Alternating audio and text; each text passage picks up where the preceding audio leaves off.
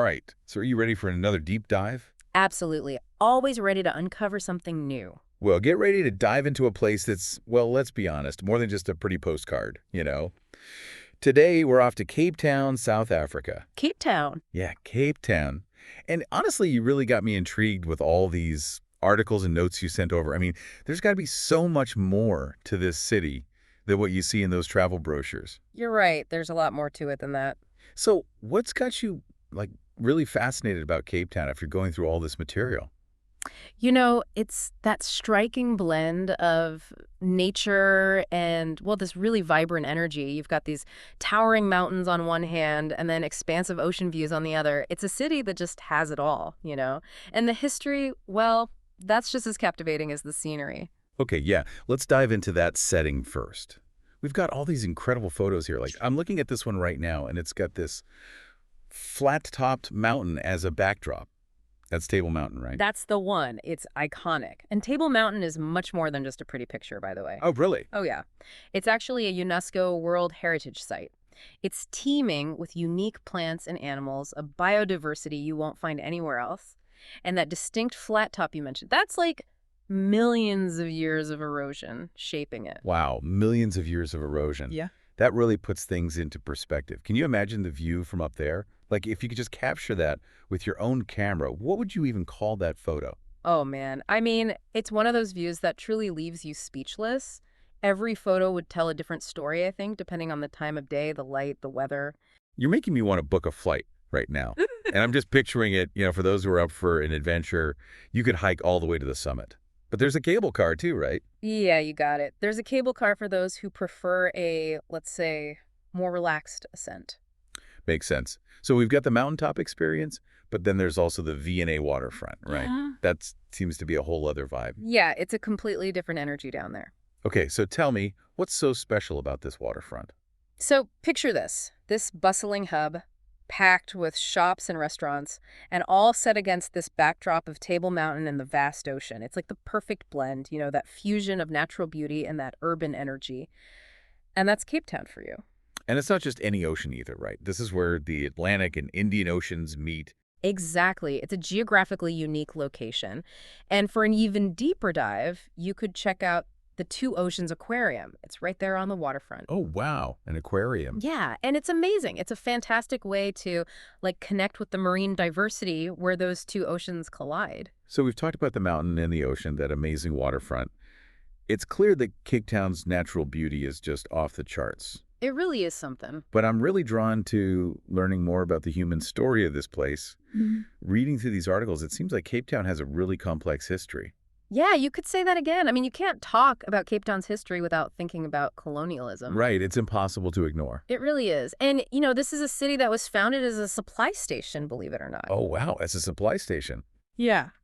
By the Dutch East India Company way back in 1652. 1652, wow, that's going way back. It is. They were journeying between Europe and Asia and needed a place to stop, resupply. A strategic little outpost. Exactly. But it definitely didn't stay anything for very long. Right, of course not. It became Cape Town. Exactly. And what's so fascinating to me is how this one event, this tiny little outpost, sparked this incredible fusion of cultures.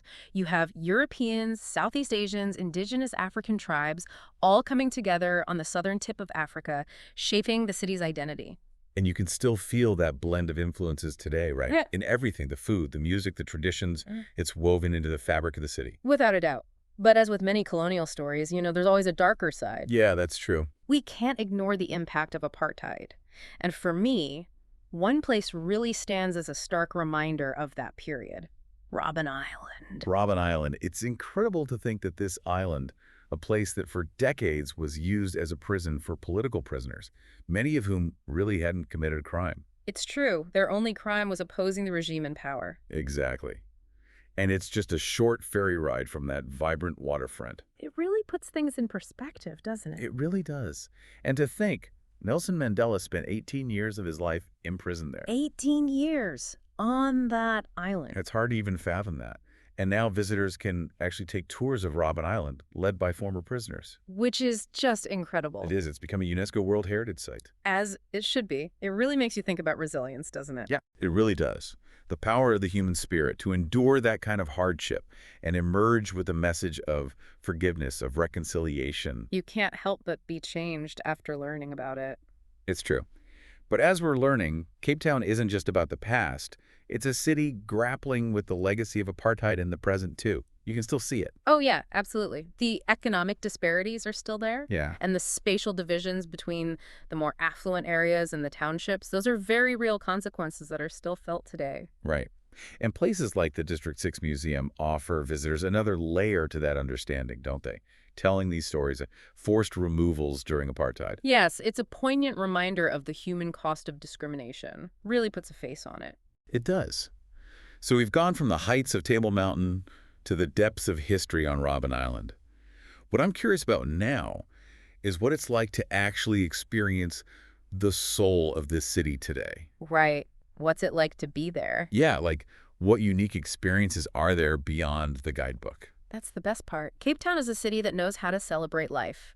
And one of the most vibrant examples of this is the Minstrel Carnival, sometimes called Cape Clubs. Cape Clubs. What is that? Well, imagine this. Thousands of people dressed up, parading through the streets, the music, the dancing. It sounds like quite the spectacle. Oh, it really is. The Minstrel Carnival, it's a joyous celebration. And it's got roots dating back to the 19th century. Whoa, the 19th century. Yeah, it's directly linked to the emancipation of slaves. Oh, wow. So it's connected to emancipation. It is. It's about freedom. And it really highlights that fusion of cultures that makes Cape Town so unique. So it's more than just a party. It's like woven into the history of the city. Exactly. It's heritage. And that vibrancy, that energy, it spills over into everything. The music, the art, even the food. Speaking of food, I have to ask about something that caught my eye in the research. Bunny chow. Ah, yeah. It sounds, well, interesting. Oh, it's a classic, a Cape Town classic. What is it, though? So picture this. You take a loaf of bread, hollow it out, and then you fill it with curry. Okay, so it's a loaf of bread filled with curry. Yeah, basically. It's got Indian roots, but it's pure Cape Town now. I got to try that. A curry-filled loaf of bread, that's definitely something else. Yep. But for those looking for something a little more, let's say, upscale. Oh, Cape Town has it all. Michelin star restaurants, you name it. They use all fresh local ingredients. And then, of course, there's always the Cape Winelands. Ah, yes. The wine, those stunning vineyards just outside the city. That's definitely going on the bucket list. It's a must-see. Although you don't have to even leave the city to experience the natural beauty. You could hike up Lion's Head. Lion's Head, another peak. Yeah. It's got these incredible panoramic views. Or you could just relax on the beaches. Clifton, Boulders. Boulders Beach. What's special about Boulders Beach? Well, you can often spot penguins there. Penguins in Africa? Yeah, African penguins. They waddle around on the shore. It's pretty cool. Wow. Penguins in Africa. That's amazing. You know, it really sounds like Cape Town has something for everyone. Those towering mountains, the waterfront, all the history, and a culture that's just bursting with life. It's a city that has it all, past and present, all mixed together. Cape Town's story, it's still being written, you know? It really is. We've gone from Table Mountain to Robben Island, experienced the culture, the food. It's been quite a journey.